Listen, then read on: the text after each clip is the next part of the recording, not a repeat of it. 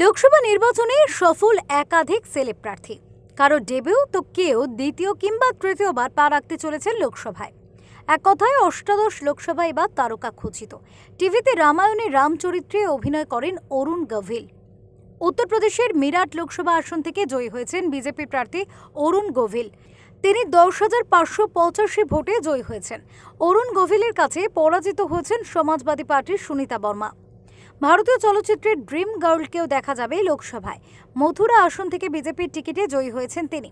2,93,407 ভোটে বিপুল জয় পেয়েছেন তিনি।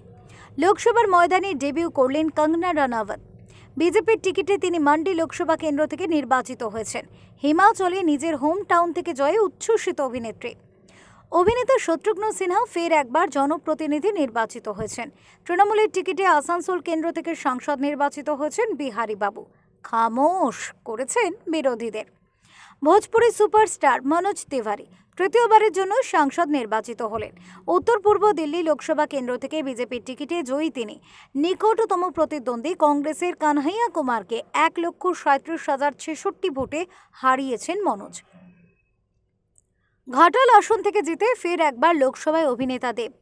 বিজেপি প্রার্থীর সঙ্গে তার ভোটের ব্যবধান 1,82,868।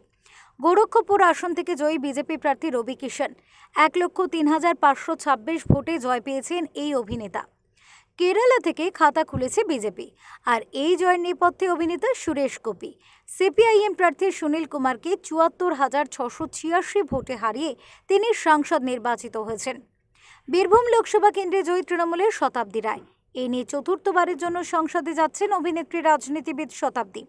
যাদবপুর কেন্দ্রে প্রতিপক্ষকে বিপুল ভোটে পরাস্ত করে জয়ী হয়েছেন তৃণমূল কংগ্রেসের তারকা প্রার্থী সায়নী ঘোষ।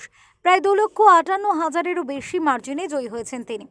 হুগলি লোকসভায় জোড়াফুলের প্রার্থী অভিনেত্রী তথা দিদি নাম্বার 1 রিয়ালিটি শোয়ের সঞ্চালিকা রচনা বন্দ্যোপাধ্যায়। অভিনয় জগতে তারই সহকর্মী তথা বিজেপি প্রার্থী লকেট চট্টোপাধ্যায়কে 76,227 ভোটে হারিয়েছেন রচনা। তামসী রায় প্রধানের রিপোর্ট, ওঙ্কার বাংলা।